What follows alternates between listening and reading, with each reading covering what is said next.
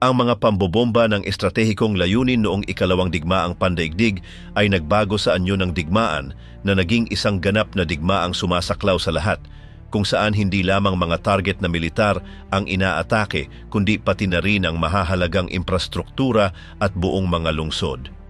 Mula sa simula ng digmaan, ginamit ng Luftwaffe ng Alemanya ang taktika na ito upang suportahan ang kanilang mga opensiba gaya ng nangyari sa pananakop ng Polonya noong 1900 at 39 at sa Blitz laban sa Reino Unido noong 1941. Gayunpaman, habang lumalalim ang digmaan, tumugon ang mga alyado sa pamamagitan ng isang kampanyang panghimpapawid na may hindi pa nararanasang laki laban sa Alemanya. Simula noong 1943, lalong tumindi ang mga pambobomba ng mga alyado na hindi lamang tinatarget ang mga pabrika at railes ng tren, kundi pati na rin ang populasyong sibilyan bilang bahagi ng estratehiya upang pahinain ang moral ng kalaban. Ang Operasyong Gomora sa Hamburg ay nag-iwan ng lungsod sa mga guho, samantalang ang atake sa Dresden noong 1945 ay naging isa sa mga pinakamapaminsalang yugto ng digmaan. Ang Berlin, Nuremberg at Munich ay naging target din ng mga opensibang nagbago sa takbo ng digmaan. Paano isinagawa ang mga pambobombang ito at ano ang iniwan ng mga ito sa kanilang dinatnan?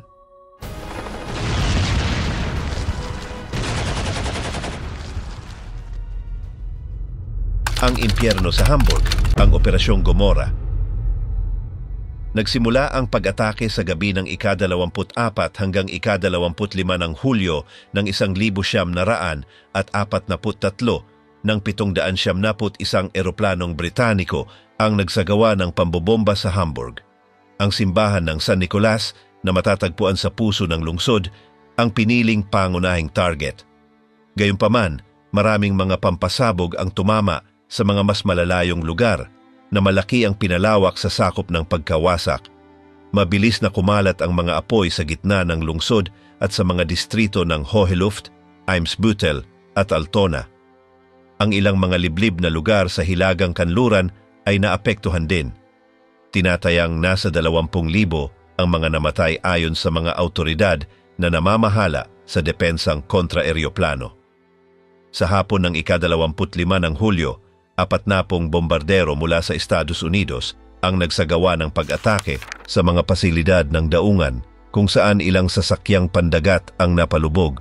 Naapektuhan din ang mga pabrikang dalubhasa sa pagpino ng langis na mineral na matatagpuan sa kalapit na lugar. Kinabukasan, sa tanghali, 71 sasakyang panghimpapawid ng USAIF ang muling umatake sa daungan na tinamaan naman ang planta ng kuryente sa Neuhof. Sa dalawang pag-ataking ito sa liwanag ng araw, naiulat ang pagkamatay ng tinatayang 150 sibilyan. Ang ika-4 na hampas sa loob ng Operasyong Gomora ay naganap sa pagitan ng gabi ng ika-26 at madaling araw ng ika-27 ng Hulyo. Isa itong pag-ataking panliligalig kung saan 6 na eroplanong Mosquito ng Britanya ang lumahok, bagaman kakaunti lamang ang nasirang ari-arian. Ang ikalawang malaking pag-atake sa gabi ng RAF ay isinagawa noong ika-27 ng Hulyo ng 1943 kung kailan 739 na eroplanong Britaniko ang lumahok sa isang malawakang pambobomba sa mga distrito sa silangan ng sentrong urbano. Ang mga apoy na dulot ng mga pagsabog na sinamahan pa ng di pangkaraniwang mga kondisyon ng panahon ay nagresulta sa isang bagyong apoy. Ang malalakas na hanging tila bagyo sa antas ng lupa ay tumulong upang mapalaki ang mga apoy. Ang Rothenburg Sort, Hammerbrook at Borgfelde ay halos tuluyang nawasak. Malawak din ang pinsala sa Hamm, Eilbeck, Hohenfelde, Barmbek at Wandsbek. Sa pag-ataking ito, humigit kumulang 30,000 sibilyan ang nasawi. Ang ikatlong pambobomba sa malaking sukat ay naganap sa gabi ng ika-29 hanggang ika-30 ng Hulyo ng 1943. Isang kabuang 726 na bombardero ng Britanya ang umatake sa Barmbek, Ohlenhorst at Winterhude. Sa kabila ng mga sunog na naganap, walang lumitaw na katulad ng bagyong apoy noong ika-27 ng Hulyo. Bagaman ang Barmbek ay may katulad na densidad ng populasyon at istruktura sa Hammerbrook, nagkaiba ang mga kondisyon. Ang eksaktong bilang ng mga nasawi ay hindi tiyak, ngunit may ilang sanggunian na nagsasabing nasa humigit kumulang 1,000 ito.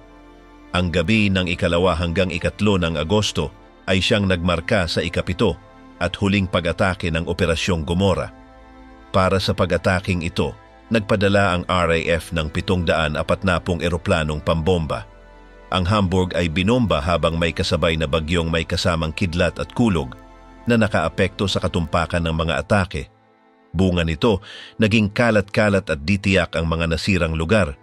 Maraming sunog ang sumiklab, kabilang na ang tumupok sa Opera House ng lungsod, ngunit wala ni isa sa mga ito ang kumalat sa lawak na gaya ng mga naunang pambobomba.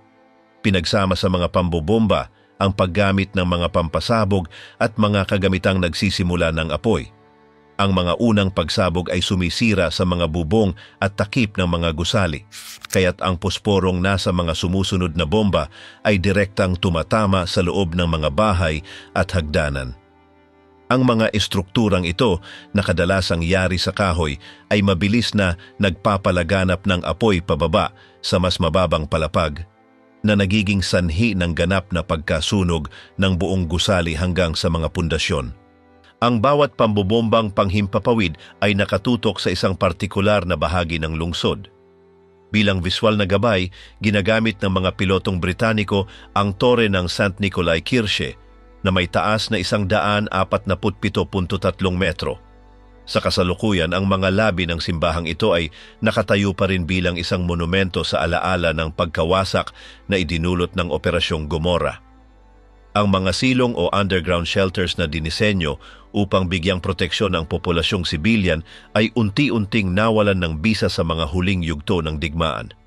Habang nagpapatuloy ang digmaan, patuloy din sa paglaki at paglala ang mga pampasabog na ginagamit, kaya't lalong naging mahirap para sa mga estruktura ng taguan na makatiis sa lakas ng mga pagsabog.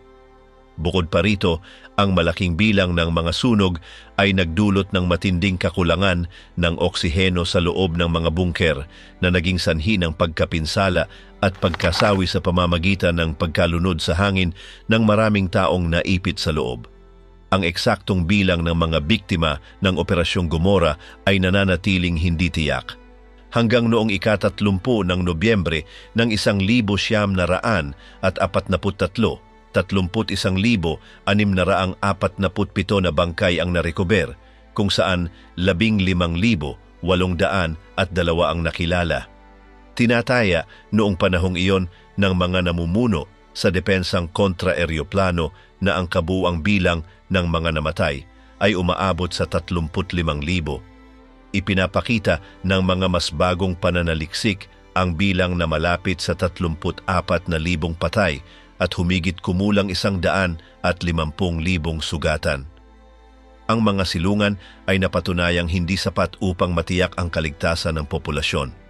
Dahil dito, napagpasyahan na lumikas ang mga naninirahan sa mga lugar kung saan posible pa itong gawin, gaya ng sa kaso ng Barmbek.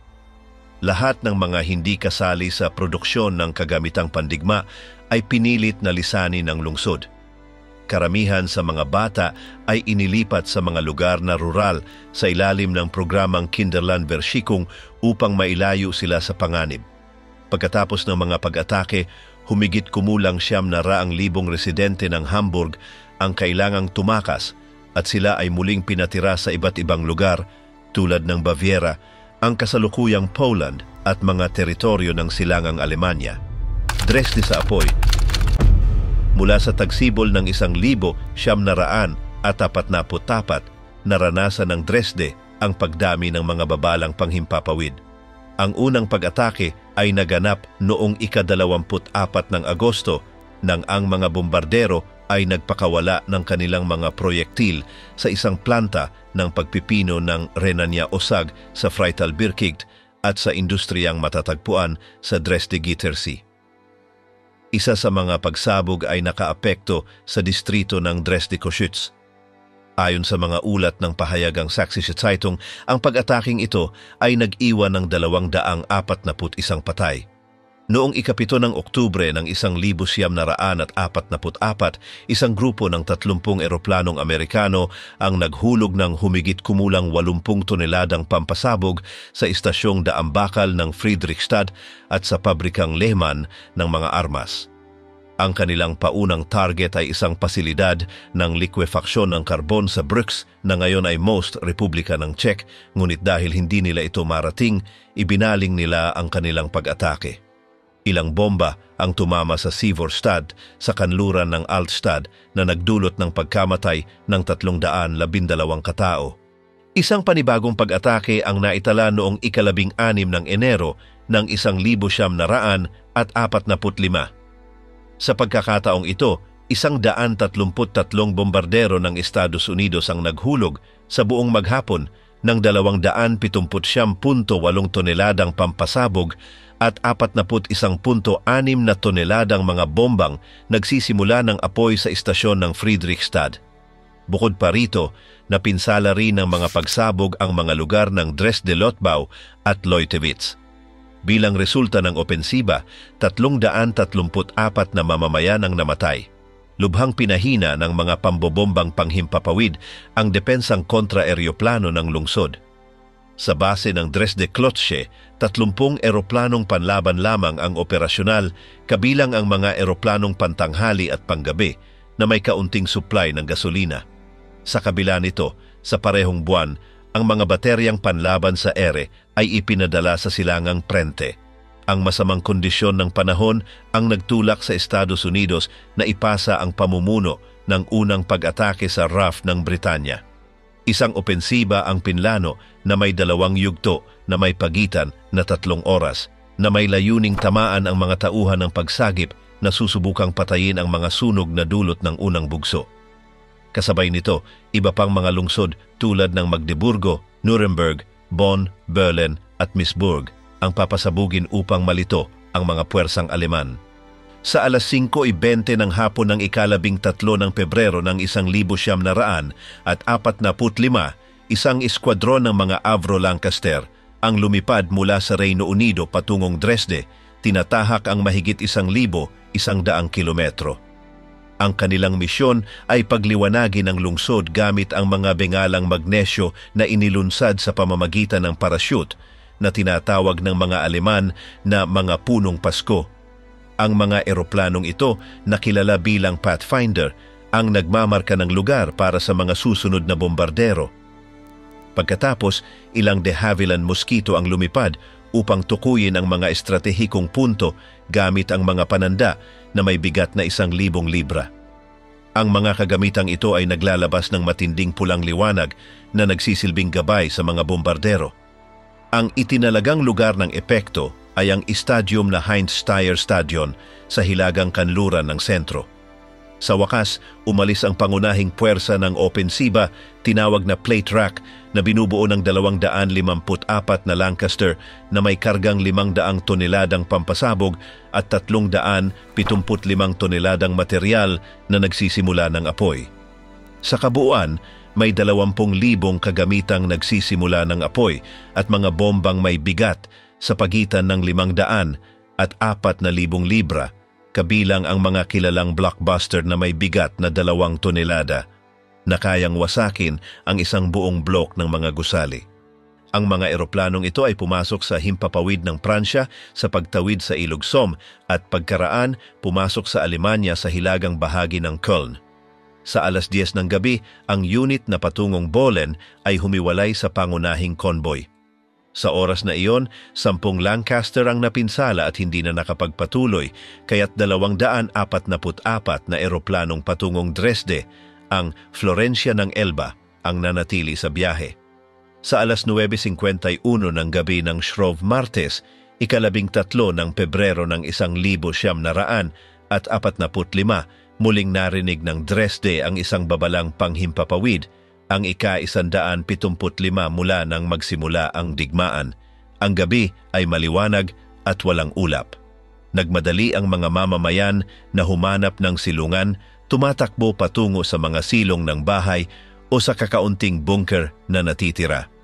Bandang alas 9:53, pinaliliwanag ng mga Pathfinder na bombardero ng Britanya ang sentrong urbano gamit ang kanilang mga bengala. 2 minuto ang lumipas, 9 na moskito ang nagtanda ng mga target gamit ang pulang pananda sa ibabaw ng stadium. Sa alas 10:14 ng gabi, ang unang mga bomba ay tumama sa lungsod. Sa loob lamang ng 8 minuto, ibinagsak ng mga Lancaster ang kanilang armas sa timog kanluran ng itinalagang punto. Tinakpan ang isang lugar na parang pamaypay na may 45 degree ng lapad mula sa kurba ng Elba hanggang sa industrial na zona ng Ostragehege at sa pangunahing istasyon ng tren na matatagpuan sa 2 kilometro at kalahati sa timog. Ang makapangyarihang mga blockbuster ay gumiba ng mga bubong at nagwasak ng mga pintuan at bintana na nagbigay daan upang ang mga sunog na dulot ng mga bombang nagsisimula ng apoy ay mabilis na kumalat. Sa mas mababa sa 20 minuto, 3 kapat ng makasaysayang sentro ay nagliliyab na. Ang pambobomba sa gabi ay hindi nakatuon sa pagsira ng tiyak na mga target kundi sa ganap na pagwasak ng sentrong urbano sa pamamagitan ng pambobombang parang alpombra. Sa 1:05 ng madaling araw, muling tumunog ang mga sirena. Dahil walang kuryente, ginamit ang mga manual na alarma. Sa 1:23, isang ikalawang bugso ng 529 na bombardero Britaniko mula sa mga Eskwadron 1, 3, 6 at 8 ang muling nagsimula ng opensiba. Mula sa halos 100 kilometro ay tanaw ang mga apoy, at mula sa himpapawid, ang liwanag ay makikita pa hanggang sa 800 kilometro ang layo. Ang usok ay umabot sa 4,600 metro ang taas. Sa pagitan ng 1:23 at 1:54, ibinagsak ng mga umaatake ang 650,000 bombang nagsisimula ng apoy, mga 1,500 tonelada na sumira sa mga lugar mula Lubtau hanggang Blasewitz at mula Neustadt hanggang Schirtnitz. Ang napakalaking sunog na nag-ugat sa unang opensiba ay nagsilbing gabay para sa ikalawa, kung saan ang mga bomba ay tumama sa mga bukirin malapit sa Elba at Grossergarten, kung saan nagtago ang maraming residente. Sa gitna ng pag-atake, ang mga ospital tulad ng klinika ng Fotenhauer at ang Diakonisen Krankenhaus ay napinsala rin. Ang ikalawang pambobomba ay pumigil sa anumang pagsubok na patayin ang apoy. Sa loob ng ilang minuto, ang mga apoy ay nagsanib at naging isang bagyong apoy na may nakapipinsalang sukat na sumira sa mga kalye at buong gusali. Ang matinding init ay nagpatunaw ng salamin at metal. Ang hanging na likha ng matinding pagkasunog ay humigop sa lahat ng nasa daan nito, kabilang ang mga tao at mga bagay na nilamon ng apoy, napatay sa pamamagitan ng thermal shock o dahil sa kakulangan ng oksiheno. Pagkatapos ng unang pambobomba noong 1944, pinagsama-sama ng organisasyon ng depensang panghimpapawid ang mga silong at mga silungan na nagbigay daan upang ang ilan ay makatakas patungo sa mga lugar na hindi gaanong napinsala. Isinalaysay ng mga testigo kung paano ang ilan ay nakatawid sa labirintong ito sa ilalim ng lupa at nakarating sa pampang ng Elba. Gayunman, marami ang nasawi sa pamamagitan ng asphyxia matapos maipit sa mga puwang na nilamon ng mga nakalalasong gas mula sa sunog. Matapos ang mga pag-atake sa gabi, isang pambobomba sa araw ang naganap sa pagitan ng alas 12:17 at alas 12:31 ng ika-14 ng Pebrero ng 1945. Ang opensiba ay isinagawa ng 316 na B-17 Flying Fortress na kabilang sa unang dibisyon ng ika-8 Komandong Pambomba ng Puwersang Panghimpapawid ng Estados Unidos na sinamahan ng daan-daang eroplanong panangga. Sa ilalim ng hindi kanais-nais na mga kondisyon ng panahon, ginamit ang radar na H-2X upang matukoy ang mga target. Tinanggap ng lungsod ang humigit kumulang 474.5 toneladang bombang pampasabog at 276.5 toneladang bombang nagsisimula ng apoy na may kabuuang 771 tonelada ng bala. Ang ilang sasakyang panghimpapawid ay hindi tama ang pagkakakilala sa mga target at ibinagsak ang kanilang karga sa Brax, Pilsen at Prague kung saan 153 toneladang pampasabog ang naihulog. Ang pangunahing layunin ay wasakin ang mga industriyang pandigma, ang istasyon ng Friedrichstad at ang mga pagawaan ng pagkukumpuni nito. Gayunman, dahil hindi pa perpekto ang radar, ang mga bomba ay nagkalat sa labas ng mga target at naapektuhan ang mga kalapit na lugar. Sa 35 kilometro ang layo sa Neustadt in Sachsen, ang mga abo mula sa mga sunog ay bumagsak na parang ulan matapos ang mga pambobomba sa gabi. Noong 15 ng Pebrero, sa alas 10:15 ng umaga, gumuho ang Frauenkirche na winasak ng apoy. Makalipas ang ilang sandali, sa pagitan ng alas 11:51 at alas 12:10, 211 B-17 ang muling umatake gamit ang 460 toneladang pampasabog na ibinagsak sa mga lugar mula Meissen hanggang Pirna. Sa kabila ng mga pagsubok, hindi nawasak ang istasyon ng Friedrichstad. Noong 2 ng Marso, 455 B, 17 ng puwersang panghimpapawid ng Estados Unidos ang nagtungo sa planta ng liquefaction na Heidrierwerk Schwarzheide, ngunit iniliko ang ruta upang bombahin ang Dresde na may layuning huwag magamit ang mga railes ng tren. Simula alas 10:27 ng umaga, naghulog sila ng 743 toneladang pampasabog at 140 5 toneladang mga bombang nagsisimula ng apoy sa mga istasyon ng Friedrichstad, Neustadt at mga kalapit na gusali. Si Werner von Gilsa ang humalili sa pamumuno ng lokal na depensa matapos ang pag-atake noong Pebrero kapalit ni Friedrich Wilhelm Liegmann. Itinatag ang kanyang punong himpilan sa palasyo ng Taschenberg at kalaunan ay inilipat sa kampo ng Albertstadt. Inutusan niyang gamitin ang mga bodega ng pagkain at supply medikal ng Luftwaffe sa Nikern upang tumulong sa mga naapektuhan. Bukod pa rito, pinangunahan niya ang pagdating ng mga lumikas at nireorganisa ang mga sundalong may pahinga o bahagyang nasugatan upang bumuo ng panibagong mga unit. Noong 10 ng Abril, ipinag-utos ni Gauleiter Muchman ang pagtatayo ng pansamantalang mga silid-aralan para sa mga mag-aaral at mga silungan sa terasa ng Brühl. Ang huling pambobomba ay naganap noong 17 ng Abril na isinagawa ng 572 eroplanong kabilang sa 8 puwersang panghimpapawid ng Estados Unidos. Ibinagsak nila ang 1,526.4 na toneladang pampasabog at 164.5 toneladang bombang nagsisimula ng apoy sa mga istasyon kasabay ng 28 tonelada pa sa isang hindi natukoy na pabrika.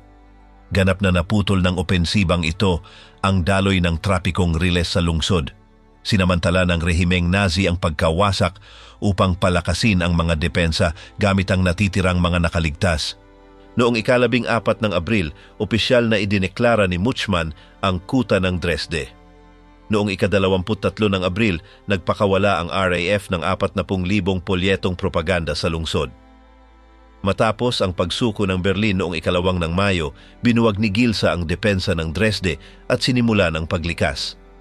Ang mga nagkakahiwa-hiwalay na grupo ay nagpatuloy sa paglaban hanggang sa walang kondisyong pagsuko noong 8 ng Mayo ng 1,945 nang tuluyang masakop ng hukbong pula ang lungsod.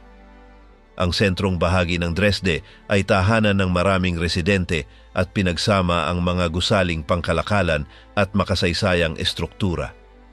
Pagkatapos ng mga pambobomba, ang Altstadt ay halos tuluyang nilamon ng apoy. Bagaman may ilang gusaling na natiling nakatayo, malubha ang mga ito sa pinsala. Ang mga lugar tulad ng Severstad, Johannstadt at Sudforstad ay nawasak, habang sa Michten, Strehlen at Gruna malaki rin ang naging pinsala. Sa mga distrito ng Reich, Friedrichstad, Plauen, Scherdnitz at Neustadt, matindi ang naging epekto at sa Prohlis, mabilis na kumalat ang apoy. Sa kahabaan ng Schandauer at Bodenbacher Strasse, humigit kumulang 800 gusali na may tinatayang 7,000 kabahayan, pati na rin mga pagawaan at pabrika ang naging guho. Dahil sa pambobomba, nawala ang maraming mahahalagang gusaling mula sa panahong barok na huli gaya ng Semperoper, Frauenkirche, Palasyo at ang Sophiankirche.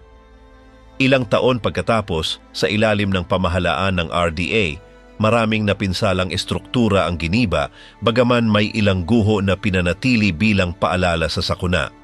Kahit hindi layunin ng mga pambobomba sa gabi na tamaan ang mga industriyang gumagawa ng armas, halos 70% ng sektor ng paggawa ng lungsod ay nawasak.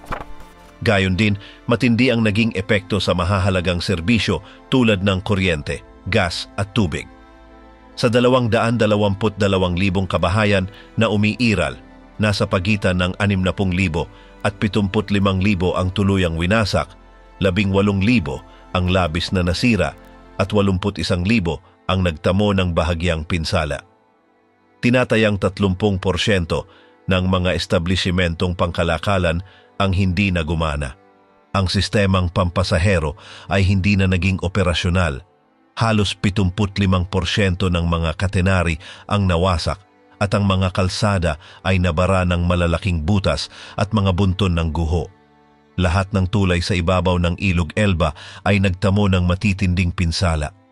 Bagaman bahagyang naibalik ang aktibidad ng tren sa loob ng 2 linggo, ang transportasyon ng mga tropa ay muling naipagpatuloy sa loob ng ilang araw. Maraming pabrika ang tumigil sa operasyon dahil sa pagkasira ng mga pasilidad, kakulangan sa manggagawa o kawalan ng supply. Pagsapit ng Marso ng 1,945, 6 na pabrika lamang ang nananatiling aktibo. Muling nagbukas ang katayan sa Ostragehege noong 19 ng Pebrero habang ang panaderya sa Rosenstrasse ay nagsimulang gumana muli sa Marso. Sa parehong petsa, tinatayang 4,000 tao pa rin ang naninirahan sa sentro ng lungsod. Nagkaroon ng mga lugar para sa pamamahagi ng pagkain, bagaman agad na nagsimulang kapusin ang supply. Hanggang Abril, hindi pa umaako ng responsibilidad ang tulong pampublikong sektor para sa mga biktima. Ang lungsod, na kulang sa mga tauhan at opisina na gumagana, ay hindi naging epektibo sa pamamahala ng krisis. Mula nang matapos ang digmaan, ang bilang ng mga nasawi sa pambobomba sa Dresde ay patuloy na pinag-aaralan ng mga historiador. Ang hirap sa pagtukoy ng tiyak na bilang ay nag-ugat sa katotohanan, bagaman noong 1,939 ay may 642,000 residente sa lungsod sa oras ng pambobomba. Tinatayang may 200,000 lumikas at libu-libong nasugatang sundalo ang nasa syudad. Pambobomba sa Berlin ang hindi natapos na opensiba. Ang kampanyang panghimpapawid laban sa Berlin, nakilala rin bilang ang opensiba ng pambobomba sa kabiserang Aleman o ang labanang panghimpapawid sa Berlin, ay binubuo ng sunod-sunod na mga pag-atake na isinagawa ng Royal Air Force ng Britanya, RAF, at ng puwersang panghimpapawid ng hukbo ng Estados Unidos, USAAF. Ang paglusob na ito na isinagawa sa pagitan ng Nobyembre ng 1943 at Marso ng 1944 ay may layuning pilitin ang pagsuko ng Alemanya at tapusin ang ikalawang digmaang pandaigdig nang hindi na kinakailangang magsagawa ng panlupang pagsalakay. Gayunman, nabigo ang estratehiya. Si Arthur Harris, 1982, 1984, pinuno ng komando ng mga bombardero ng RAF, ay may suporta mula sa pinakamataas na antas upang isakatuparan ang mga pambobomba sa gabi na pinupuno ang mga pabrika at sentrong industrial sa loob ng teritoryong Aleman. Bago ang opensiba sa Berlin, kapwa ang RAF at USAF ay nagsagawa na ng mga magkasanib na operasyon laban sa mga estratehikong target tulad ng industrial na lambak ng Ruhr, labanan sa Ruhr, Marso, Hulyo ng 1943 at Hamburg, na labis na napinsala sa ilalim ng Operasyong Gomora, Hulyo, Agosto ng parehong taon. Sa mga pagsalakay na ito, karaniwang kumikilos ang RAF sa gabi habang ang USAAF ay nagsasagawa ng mga pag-atake sa araw. Pagsapit ng kalagitnaan ng 1943, nagsimulang tumuon ang mga pinuno ng alyado sa pagpaplano ng pagsalakay sa kontinente ng Europa. Noong Hunyo, inilabas nila ang direktibang point blank na ang pangunahing layunin ay pahinain ang produksyon ng Alemanya ng mga eroplanong panlaban na posibleng maging banta sa inaasahang opensibang panlupa sa susunod na tag-init sa Normandia, Operasyong Overlord. Upang matiyak ang tagumpay ng pagsakop na yon, napakahalagang makamit ang ganap na kapangyarihan sa himpapawid. Gayunpaman, nag-alinlangan si Harris sa bisa ng mga piling pambobomba sa mahahalagang pasilidad tulad ng mga pabrika ng armas. Ang kanyang pagdududa ay naipakita sa mga pagsalakay ng USAF sa Schweinfurt at Regensburg. Noong Agosto ng 1943 ang unang pagtatangka ng USAF sa Schweinfurt ay nabigong sirain ang mga pabrika ng mga estratehikong bearing at nagtamo ng malalaking pinsala sa mga eroplanong ginamit. Gayunpaman, noong Oktubre, ang panibagong pag-atake ay nagbunga ng mas magagandang resulta. Ang Berlin ay tahanan ng mahahalagang industriyang pandigma, dahilan upang ipanukala ni Harris ang isang mas pangkalahatang taktika ng pambobomba sa halip na ang mga tiyak na pag-atake sa partikular na target. Bukod pa rito, ang lungsod ay may mahalagang papel sa transportasyon at isang makapangyarihang simbolo ng kapangyarihang Aleman. Ipinaglalaban ng komandanteng Britaniko na ang sunod-sunod na malalaking pambobomba sa Berlin ay maaaring pumilit sa Alemanya na sumuko at sa gayon ay hindi na kailanganin ang isang magastos at matagal na kampanyang panlupa. Gayunpaman, ang plano ay may iba't ibang sagabal. Ang Berlin ay higit na mas malawak kaysa sa ibang mga lungsod na naunang inatake, kaya nangangailangan ito ng walang patid na pambobomba upang makamit ang malaking pinsala. Dahil dito, humiling si Harris ng isang puwersa ng 6,000 bombardero, ngunit ang bilang na iyon ay hindi kailanman naabot. Sa pinakatuktok nito, pinagsama ng RAF at USAF ang tinatayang 3,000 eroplanong pambomba. Dagdag pa rito, napakabisa ng depensang panghimpapawid ng Berlin na may mahigit 100 baterya ng mga panlaban sa ere na nagpoprotekta sa lungsod. Ipinapakita ng historiador na si M. Hastings ang Berlin bilang ang pinakamalawak at pinakamahusay na pinapangalaga ang kompleks na urbano-industrial sa Europa. Ayon kay R. Neylands, ang kabiserang Aleman ay nagtataglay ng napakalalaking hamon para sa mga umaatake. Ang lokasyon nito sa kalagitnaan ng teritoryo ng kalaban, ang kalapitan nito sa silangang hangganan, at ang laki nito ay nagpapahirap sa nabigasyon at sa pagtukoy ng mga tiyak na target. Isa sa pinakamalaking kahinaan noong 1,943 ay ang kakulangan sa saklaw ng mga eroplanong panangganang alyado na naging dahilan upang hindi nila magawang samahan ang mga bombardero hanggang sa mas malalalim na target sa loob ng Alemanya. Isa pang mahalagang salik ay ang mga naunang kampanya, gaya ng pag-atake gamit ang 1,000 eroplanong pambomba laban sa Cologne noong 1942 na hindi naman nakapagpahina sa moral ng populasyon sa kabila ng malaking bilang ng mga biktima at malawakang pagkasira. Ito ay naobserbahan na noon pa nang bombahin ng mga Aleman ang mga lungsod ng Britanya at ang London sa simula ng digmaan. Kahit pa mawalan ng pag-asa ang populasyon ng Alemanya, ang mahigpit na kontrol ng totalitaryong estado ay nagpapababa sa posibilidad na magkaroon sila ng impluwensiya sa mga desisyong pampolitika. Sa kabila ng mga hamong ito, inaprubahan ng Estado Mayor pinagsama ang estratehiya ni Harris at pinahintulutan ang pagpapakawala ng mga bombardero sa Berlin. Ang USAF na nakatuon sa mga target tulad ng infrastrukturang petrolyo ng Alemanya ay sumali lamang sa mga pagsalakay sa huling bahagi ng opensiba. Bilang resulta, isinagawa ng RAF ang karamihan sa mga pag-atake ng mag-isa sa paniniwalang ang kanilang opensibang panghimpapawid ay magpapasuko sa lungsod na binansagang Dakilang B. Ang pinakamakapangyarihang eroplanong pambomba ng RAF ay ang Lancaster, isang 4 na motor na bombardero na may kapasidad na magbitbit ng hanggang 6,350 kilo ng pampasabog.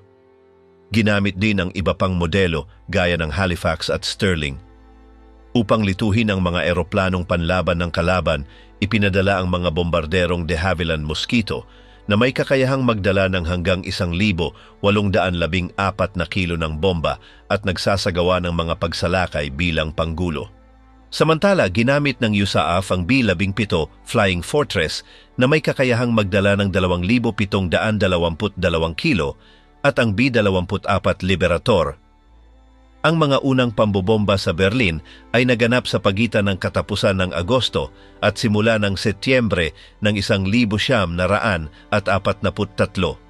Sa kabuuan, 1,647 bombardero ang lumahok sa mga paglusob, ngunit 126 ang pinabagsak ng mga kalabang eroplanong gaya ng Messerschmitt Bf 100 o ng artileryang kontra-ere. Ang ruta patungo sa kabisera ng Alemanya ay isang hamon din at ang mga hindi inaasahang pangyayari ay lalong nagpalala sa mga pinsala. Dahil sa 7.7% na antas ng kaswalti, itinuring na hindi praktikal ang pagpapatuloy ng opensiba, kaya sinuspinde ang mga operasyon hanggang humaba ang mga gabi. Dahil ang kadiliman ay nag-aalok ng mas malaking proteksyon sa mga mababagal na bombardero.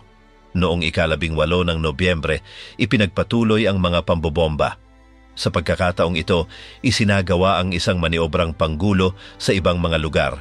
Kaya mula sa 444 na bombarderong ipinadala, 9 lamang ang pinabagsak.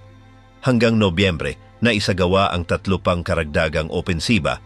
Noong Disyembre, ipinagpatuloy ang kampanya sa pamamagitan ng 4 pang pagsalakay. Habang patuloy na iginigiit ni Harris ang kanyang planong pasukuin ang Berlin.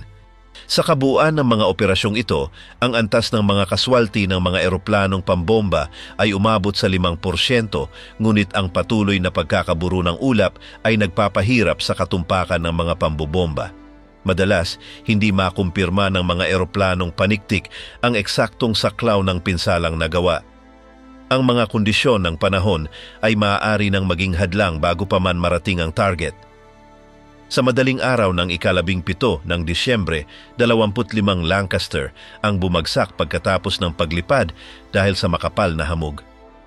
Ang pagsisiksika ng mga eroplanong lumilipad sa iisang lugar ay nagdadala rin ng panganib gaya ng naalala ni John Cochrane, isang tagaputok sa isang bombardero. Isa sa mga pinakanakakagimbal na sandali na naranasan ko ay sa unang misyon ng aking eskwadron sa Berlin. Matapos ihulog ang mga bomba, kailangang mag-cruise ang mga pormasyon sa himpapawid na nagdulot ng mapanganib na pagsasapawan.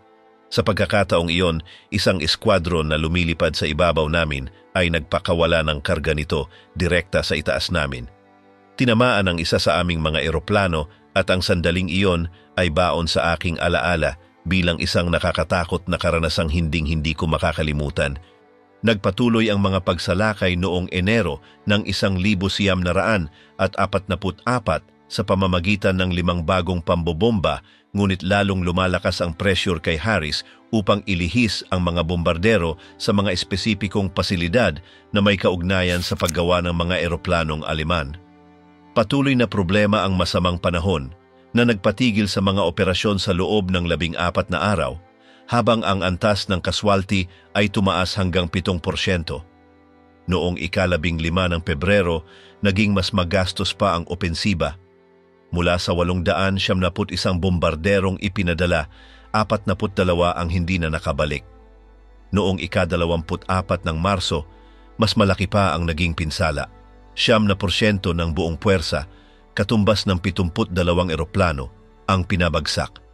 Hindi nakatanggap-tanggap ang ganitong antas ng kaswalti.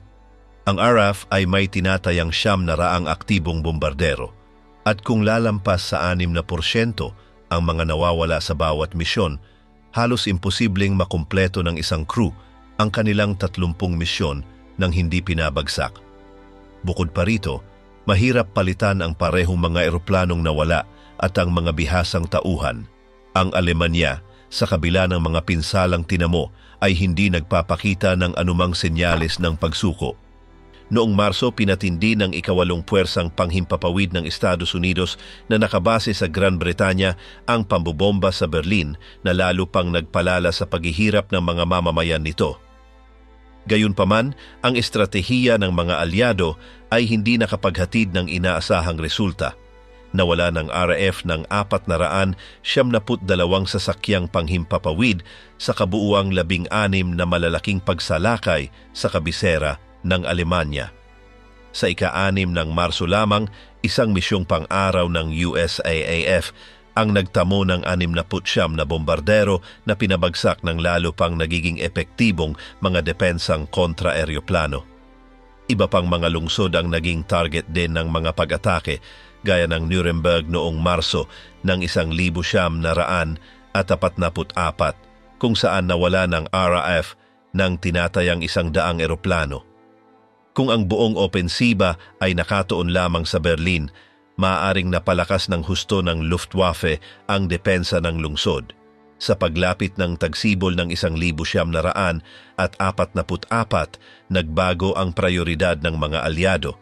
Ang paghahanda para sa araw D ay kumain ng mga rekurso ng komando ng mga bombardero. Bagaman labis na napinsala ang Berlin, hindi ito bumagsak. Mula sa isang estratehikong pananaw, ang opensibang panghimpapawid sa kabisera ng Alemanya ay naging isang kabiguan para sa mga alyado. Bagaman hindi naabot ng opensibang panghimpapawid sa Berlin ang pagsuko ng Alemanya, naging mapaminsala ang mga naging resulta.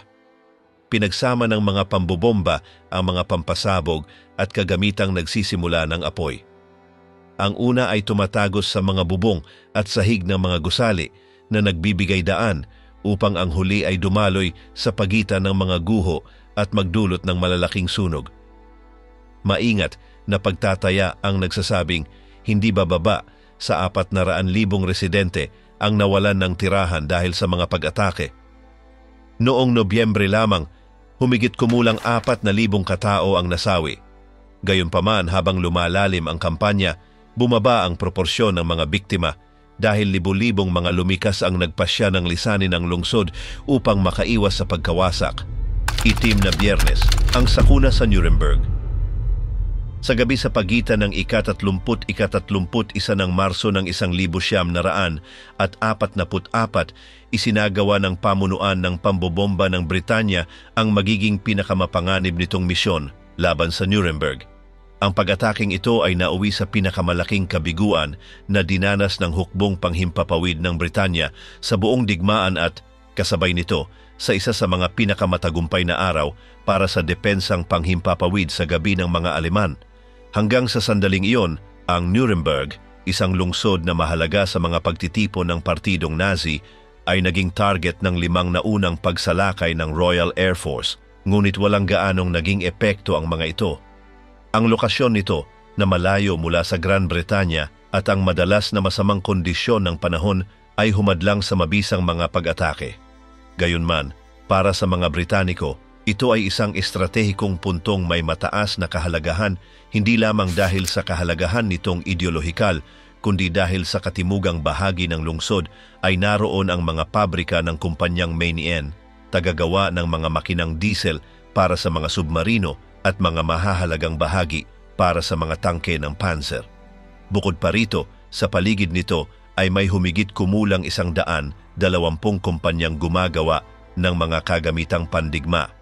Dahil papalapit ang opensiba sa Europa, napagpasyahan ng kataas-taasang pamunuan ng Britanya na panahon na upang isagawa ang isang malawakang pag-atake upang pahinain ang supply ng armas ng Alemanya. Sa kabila ng tuloy-tuloy na pambobomba ng mga alyado, nananatiling mataas ang antas ng produksyon ng makinang pandigma ng mga Aleman. Sa ilalim ng pamumuno ni Arthur Harris, na namuno sa pamunuan ng pambobomba mula noong Pebrero ng 1942, napagpasyahan na gamitin ang lahat ng makukuhang yaman sa isang pambobombang maramihan. Bagaman partikular na nakatuon ang operasyon sa mga pabrika, hindi inalis ang posibilidad na tamaan din ang iba pang bahagi ng lungsod dahil ang pagkasira ng mga ito ay makatutulong rin sa pagpapahina ng kakayahang makipagdigma ng Alemanya. Ang pagpaplano ay isinagawa sa lubos na lihim at ipinatupad ang matitinding hakbang upang maiwasan ang pagtagas ng impormasyon. Sa mga pulong bago ang operasyon, maging ang paggamit ng pampublikong telepono ay ipinagbawal upang maiwasan ang anumang pagkalat ng detalye. Itinakda ng itinakdang ruta para sa opensiba na ang puwersang panghimpapawid ay unang dadaan sa katimugang bahagi ng Belgium, pagkatapos ay liliko papasilangan upang marating ang katimugang bahagi ng Cassel at mula roon ay tutungo sa pangunahing target.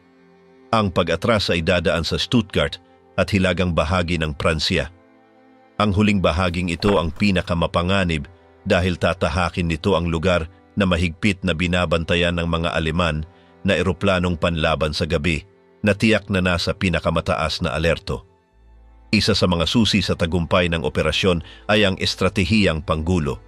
Inutusan ng ilang unit, karamihan ay mga eroplanong Mosquito na espesyalisado sa pagtanda ng mga target, at 50 Halifax na lumihis patungong Hilaga upang lituhin ang depensang Aleman ukol sa tunay na destinasyon ng misyon. Sa kabuuan, tinipon ng pamunuan ng pambobomba ang 58 eskwadron ng mga bombardero at 9 na eroplanong Mosquito na bumubuo ng isang napakalakas na puwersang may 775 sasakyang panghimpapawid. Sa mga ito, 572 ay Lancaster at 214 ay Halifax. Kailan may hindi pa at hindi na muling nagamit sa digmaan ang isang puwersang panghimpapawid na kasing laki laban sa Nuremberg. Nagsimula ang paglipad sa ganap na 8 ng gabi noong 30 ng Marso ng 1944. Nakasaad sa plano na sa pagitan ng 1:05 at 1:22 ay ituturo ang target upang maisagawa ang pambobomba sa loob ng susunod na 12 minuto. Upang mabawasan ang posibilidad ng pagtuklas ng radar, maingat na kinakalkula ang altitude ng paglipad. Sa pag-alis mula sa baybayin ng Britanya, ang puwersa ay mananatili sa 600 metro ang taas, paakyat ng dahan-dahan hanggang sa 2,400 metro pagdating sa Belgium. Mula roon, itutuloy ang pag-akyat hanggang umabot sa pagitan ng 6,000 at 6,500 metro sa mismong oras ng pambobomba. Ang takdang bilis para sa pag-atake ay 250 kilometro bawat oras, natataas sa 300 kilometro bawat oras sa pagbabalik. Dagdag pa rito, ayon sa pagtataya, magiging maganda ang lagay ng panahon sa lugar ng target, kaya't lalong lumakas ang kumpiyansa sa tagumpay ng misyon. Noong gabing iyon, nakaplano na humigit kumulang 3,000 toneladang bomba ang tatama sa itinalagang target. Mula sa kabuuang iyon, 1,176 na tonelada ay mga bombang nagsisimula ng apoy, samantalang 900 tonelada ay binubuo ng mga pampasabog na may mataas na kapangyarihang manira. Ngunit agad na nagsimula ang mga problema. Ang mga eroplanong Mosquito na inatasang magsagawa ng paunang pagsusuri ay hindi nakapansin na sa Belgium ay hindi maganda ang lagay ng panahon.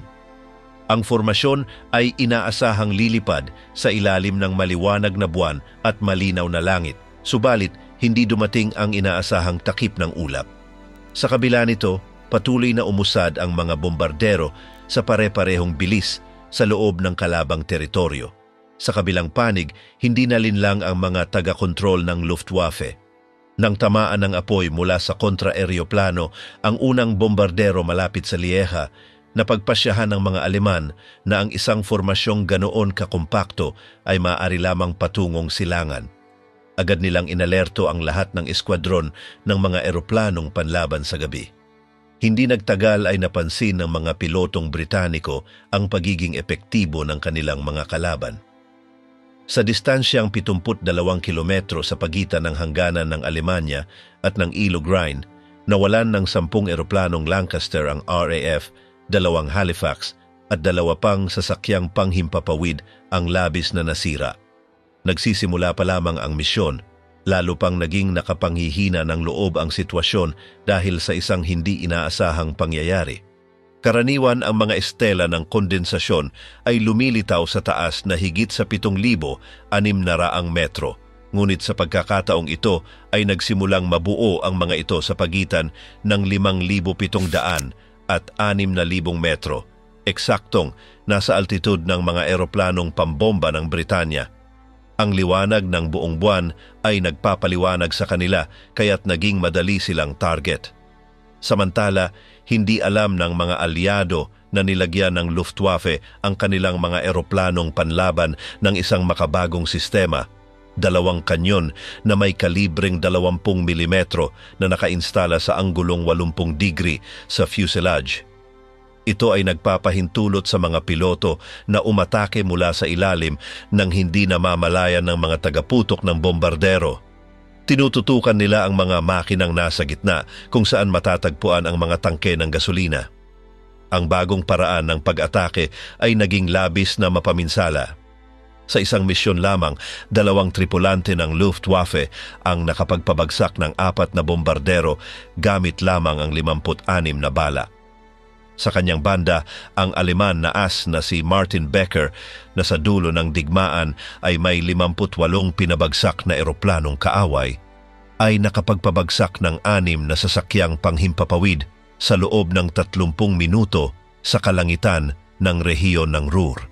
Nang marating ng formasyon ang punto ng pagliko patimog, nawalan na sila ng 41 Lancaster at 18 Halifax sa loob lamang ng 1 oras. Kailan may hindi pa nakapagtala ang RAF ng ganoon karaming kaswalti sa ganoon kaikling panahon. May natitira pang humigit kumulang 20 minuto bago marating ang target ng magkamali ang ilang bombardero. Lumiko sila ng mas maaga kaysa sa plano at sa mas mababang altitude. Sinamantala ito ng mga eroplanong panlaban ng Aleman at pinabagsak ang karagdagang 10 bombardero. Sa 45 kilometro mula sa destinasyon, lalong lumala ang sitwasyon. Isang makapal na sapin ng ulap na may taas mula 600 hanggang 3,500 metro ang nagpapahirap sa pananaw. Ang ilang mga tagatanda ng target ay naligaw at inatake ang maling populasyon. Sa yugtong ito, 39 na bombardero ang nawasak habang papalapit at sa mismong lugar ng pambobomba.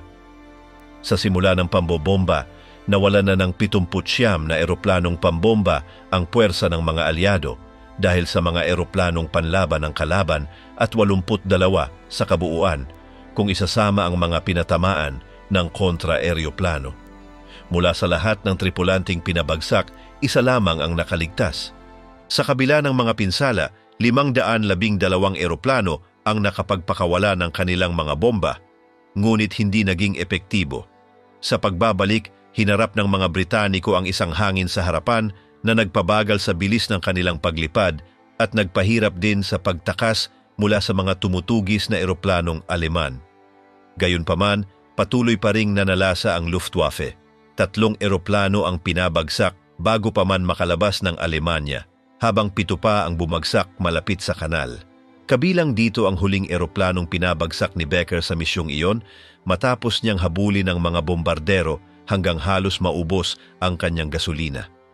Pagdating sa mga baybayin ng Britanya, 2 pang sasakyang panghimpapawid ang tinamaan ng apoy mula sa kontra-eroplano.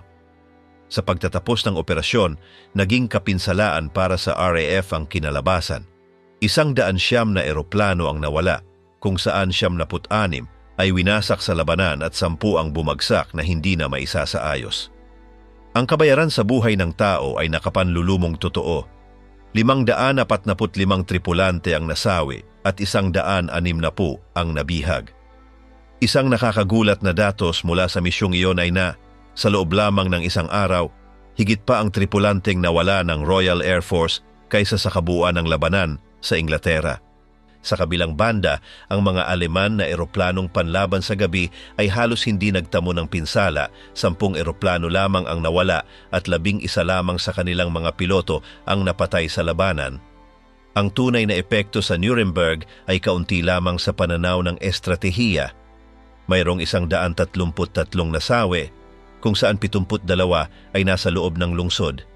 Ang pagkasira ay umabot sa 178 kabahayan at 76 na industrial na pasilidad ang nagtamo ng pinsala sa iba't ibang antas, ngunit sa loob lamang ng 2 linggo ay normal na muling gumana ang produksyong industrial. Para sa mga eroplanong panlaban sa gabi ng Luftwaffe, ang Operasyong iyon ang naging pinakamatagumpay sa buong digmaan. Halos lahat ng piloto ay nakapagpabagsak ng kahit isang kalaban. Si Martin Drews na magtatapos ng digmaan na may 52 tagumpay ay nakapagdagdag ng 3 sa misyong iyon. Si Rudolf Frank na napatay sa labanan sa loob ng kulang 1 buwan makalipas ay nakamit ang kabuuang 45 tagumpay kung saan 3 ay naganap noong gabing iyon. Isa pang as, si James H. Spath na mawawala noong Abril ng 1900 at 45 na may tala ng 34 na pinabagsak ay nakapagpabagsak ng 3 bombardero sa pagsalakay na iyon. Sa kabilang banda, isang piloto na magtatapos ng digmaan na may 25 eroplano ng kaaway na nawasak ay nakabura ng 4 sa loob lamang ng 26 na minuto, kabilang ang 2 mismo sa loob ng lugar ng Nuremberg. Gayunpaman, ang pinakadakilang tagumpay ng gabi ay kay Martin Becker na lulan ng kanyang Bf-110G4 ay naiukit ang kanyang pangalan sa pamamagitan ng pagpabagsak ng 27 eroplano. Ang resulta ay lubhang mapanira para sa pamunuan ng pambobomba ng Britanya. Agad na sumiklab ang mga batikos laban kay Arthur Harris at sa kanyang estratehiya. Ganon kalakas ang epekto ng masaker na inabot ng RAF ang 7 buwan bago muling umatake sa Nuremberg. Habang para sa mga Aleman, ang gabing iyon ay nanatiling pinakamatagumpay nilang tagpo. Sa kasaysayan ng RAF, ito'y inaalala bilang ang malagim na itim na Biyernes. Langit na apoy, ang pagsalakay sa Munich. Matapos ang mapaminsalang pagsalakay ng Estados Unidos noong ika-6 ng Marso ng 1944, naging malinaw na sa kabila ng pagkakahina nito, nananatiling isang makabuluhang banta ang Luftwaffe. Upang hadlangan ang kapangyarihan nito, nagplano ang kataas-taasang pamunuan ng mga alyado ng isang agresibong opensiba na may layuning pahinain ang produksyong pandigma ng Alemanya at pigilan ang operasyon ng kanilang mga eroplanong panlaban sa pamamagitan ng malawakang pambobomba sa kanilang mga paliparan. Noong ika-15 ng Abril ng taong iyon, isinagawa ng ika-8 puwersang panghimpapawid ang isang malakihang pag-atake. Sa misyong ito, lumahok ang 616 na mga eroplanong panlaban na P-38, P-47 at P-51 na ang pangunahing layunin ay ang mga base panghimpapawid na matatagpuan sa gitna at katimugang bahagi ng Alemanya. Sa kabuuan, 8 paliparan ng binumba, kabilang ang sa Hagenau, isang pasilidad na may kategoryang A. Gayunman, ang operasyong ito ay nagdulot ng malaking kabayaran para sa hukbong panghimpapawid ng Estados Unidos. Ito ang naging araw ng pinakamalaking pagkawala ng mga eroplanong panlaban sa buong digmaan. Sa kabuuan, 33 eroplanong panlaban ang pinabagsak, kabilang ang 15 P-51. Kapalit nito, nakapagwasak sila ng 25 eroplanong Aleman sa lupa. 5 sa mga ito ay mga mabibigat na bombardero na He-177. Ang ugnayan sa pagitan ng mga nawalan at mga napinsala ay malinaw na hindi pabor sa panig ng Estados Unidos. Bunsod ng mga kinalabasang ito, sa loob ng 2 araw ay walang isinagawang malakihang operasyon. Hindi hanggang ika-18 ng Abril nagsagawa ng isang matagumpay na pag-atake ang isang puwersang binubuo ng higit sa 700 bombardero na sinamahan ng 600 mga panlaban na eroplanong escort laban sa iba't ibang pabrika ng eroplano na matatagpuan sa katimugang bahagi ng Alemanya. Sa opensibang ito, 19 na bombardero at 5 lamang na mga eroplanong panlaban ang nawala mula sa ika-8 puwersang panghimpapawid, dahilan upang isipin ng mga komandante ng Estados Unidos na ang kalamangan ay nagsisimula ng mapunta sa kanilang panig. Sa mga sumunod na araw, nakatuon ang mga pagsisikap sa mga target na nasa Pransiya bilang paghahanda para sa araw D. Kabilang sa mga estratehikong plano ang isang malaking operasyon sa Munich, kung saan alam ng mga alyado na naroroon ang mga mahalagang paliparan at pabrikang kritikal para sa Luftwaffe. Sa kabila ng matinding presyur ng mga alyado, nananatili pa rin ang produksyon ng Alemanya ng higit sa 100 eroplano kada buwan.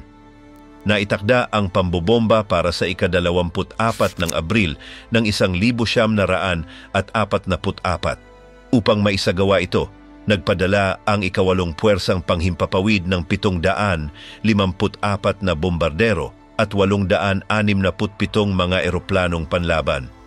Inutusan ng 3 dibisyon ng pambobomba na salakayin ang mga paliparan at industrial na pasilidad sa Munich, Freising, Erling, Gablingen at Leipheim, bukod sa iba pa.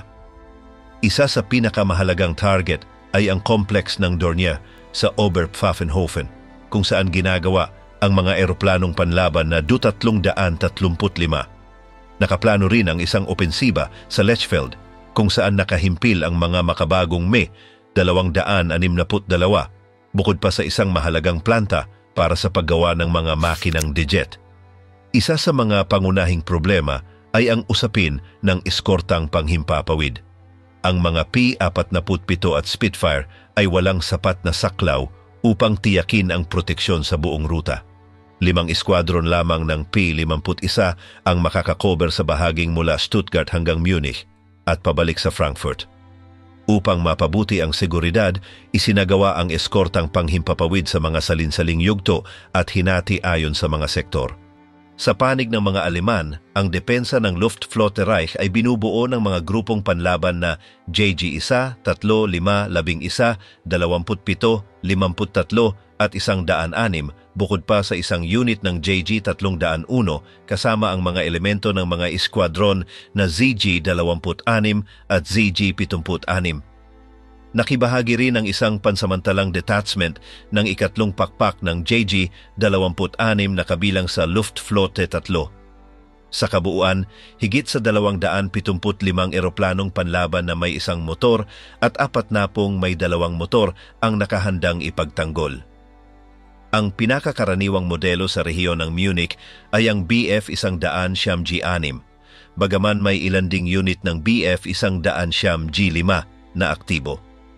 Bukod dito, mayroong isang eksperimentong puwersa ng mga eroplanong pambomba na pandambuhalang may armadong FW-177 na may mabibigat na armas at baluti na inihanda para sa labanan.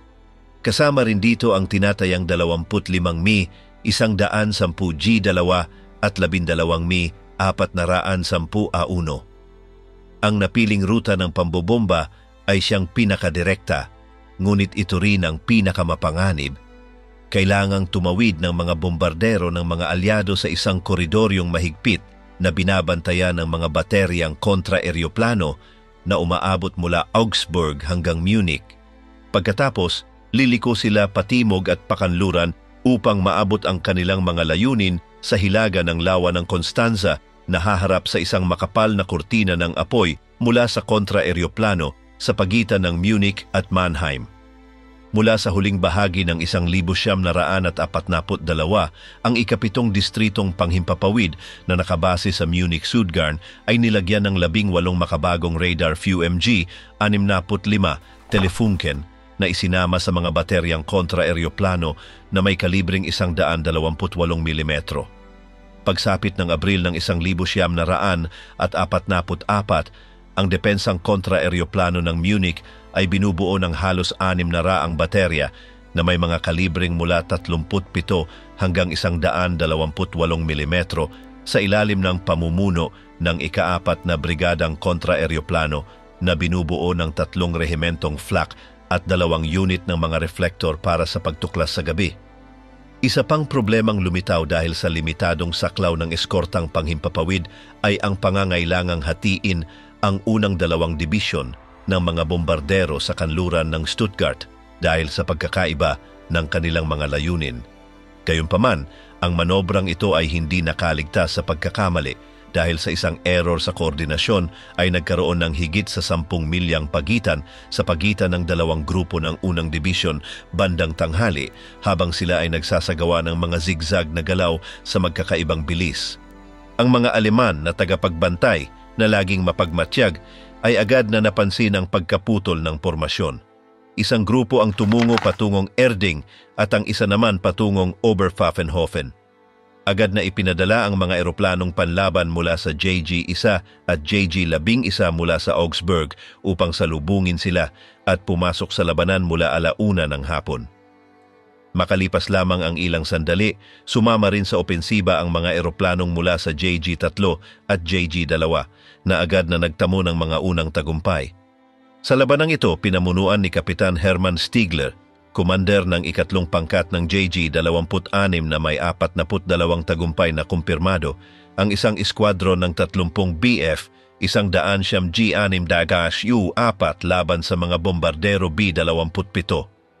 Ang kanilang mga kanyon na MK-108 na may kalibreng 30 mm sa harapan ng fuselage at ang dalawang MG-151, 20 na may 20 mm sa ilalim ng mga pakpak ay nagpakita ng nakamamatay na bisa. Sa loob ng tinatayang 15 minuto, ang mga B-27 na walang pananggang eskortang panghimpapawid ay nagtamo ng matitinding kaswalti. Sa ruta patungong Dachau, 8 bombardero ang pinabagsak, habang 20 pa ang labis na napinsala at hindi bababa sa 4 ang napilitang lumihis patungong Switzerland upang magsagawa ng pang-emerhensiyang paglapag. Naitala ni Stiegler ang pagbagsak ng isa sa mga bombardero sa opensibang ito na naging una sa 4 niyang tagumpay sa araw na iyon. Samantala, isa pang bugso ng mga bombardero ang tumutungo sa timog silangan at silangan ng Munich upang atakihin ang mga industriya sa rehiyon. Tinatayang 50 eroplanong panlaban na Bf-100 at FW-100 ang dumating mula sa hilagang silangan, nakaayos sa mga pormasyong binubuo ng 4 na sasakyang panghimpapawid bawat isa. Isinagawa nila ang mga estratehikong pag-atake sa pamamagitan ng pagdaan sa mga formasyong B-17 upang magsagawa ng sunod-sunod na opensibang harapan. Bilang tugon, 2 eskwadron ng alyado ang nagbukas ng putok, kaya't ang langit ay naging isang magulong labanan na puno ng nagliliparang mga bala sa lahat ng direksyon. Sa gitna ng labanan, nakapagpabagsak ang mga Aleman ng karagdagang 3 bombardero at ilang mga eroplanong panlaban, habang 5 pang bombardero ang winasak ng apoy mula sa kontra-eroplano ng Aleman. Gayunpaman, nagtamo rin sila ng isang matinding kawalan. Si Frank Schweiger, isang asat leader ng unang eskwadra ng JG-3 na may 56 na kumpirmadong tagumpay, ay tinamaan ng putok mula sa isang P-51. Bagaman nakalapag siya ng pilit, inatake siya sa lupa at namatay makalipas ang ilang sandali, ang pinakamalaking pagkawala sa panig ng Aleman noong araw na iyon. Sa parehong opensiba, si Kapitan Robert Woody ng ika-344 na eskwadron ng panlaban ng puwersang panghimpapawid ng Estados Unidos ay naharap sa mas malalaking bilang ng mag-isang nakalaban ng maraming eroplanong Aleman na umaatake sa mga bombardero ng alyado. Sa kabila ng sitwasyon, nakapagpabagsak siya ng 4 na eroplanong kaaway, dahilan upang igawad sa kanya ang krus para sa natatanging serbisyo noong ika-10 ng Mayo. Gayunpaman, ang pinakamasahol ay hindi pa nagaganap. Habang tinatapos ng mga bombardero ang kanilang liko patungong Timog Kanluran at pagkatapos sa Kanluran, isang kakulangan sa koordinasyon ang naging sanhi ng pagkakahiwalay ng ilang formasyon sa kanilang mga eskortang panlaban. Sinamantala ng ika-6 na pakpak ng JG-2 na matiyagang naghihintay ang kahinaang ito at sinalakay ang mga B-17 sa Timog at Timog Kanlurang bahagi ng Munich na nakapagpabagsak ng 2 sa kanila. Samantala, higit sa 200 bombardero ang nagsasagawa ng mga pag-atake sa Oberpfaffenhofen at Luxemburg. Kasabay nito, sa isang lugar na higit pa sa kanluran, malapit sa Augsburg, sumiklab ang isang matinding labanan sa himpapawid na nilahukan ng mga puwersa ng JG-3 at JG-2. Sa labanang ito, hindi bababa sa 8 eroplanong panlaban ng Estados Unidos at 9 na bombardero ang pinabagsak. Sa kabila ng mga pagkaluging dinanas sa labanan, ang ikalawang dibisyon ng mga pambobomba na may matatag na suporta mula sa mga escort na P-51 ay nagtagumpay na maisakatuparan ang kanilang misyon. Gayunpaman, nagpatuloy ang mga sagupaan lampas sa Mengin, sa kanluran, habang sinusubukan ng mga alyadong pormasyon na muling magsama-sama at tumanggap ng dagdag na suporta mula sa mga eroplanong pandigma na nagmula sa likurang Hanay. Ang mga labanan at pambobomba sa mga estratehikong target ay nagpatuloy hanggang pagkatapos ng 12:30 ng hapon. Namukod-tangi ang ikatlong pakpak ng JG-26 sa mga sagupaan sa timog at kanluran na nakabagsak ng 8 bomber at isang eroplanong pandigma nang hindi nawalan ng alinmang piloto, kaya ito ang natatanging unit ng Aleman na hindi nakaranas ng anumang pagkawala noong araw na iyon. Ang JG-1 sa kabilang banda ay hindi naging kasing tagumpay, nawala ng 15 eroplano, samantalang ang JG-300 at isa ay nawala ng 9. Sa kabuuan, ang Luftwaffe ay nawalan ng 47 eroplanong pandigma, bagamat 21 piloto lamang ang nasawi sa labanan. Samantala, malaki rin ang naging kabawasan sa panig ng mga Amerikano. 40 bomber ang nabagsak, 27 sa mga ito ay bumagsak sa lugar ng Oberpfaffenhofen, bukod pa sa pagkawala ng 17 eroplanong pandigma na lahat ay P-51.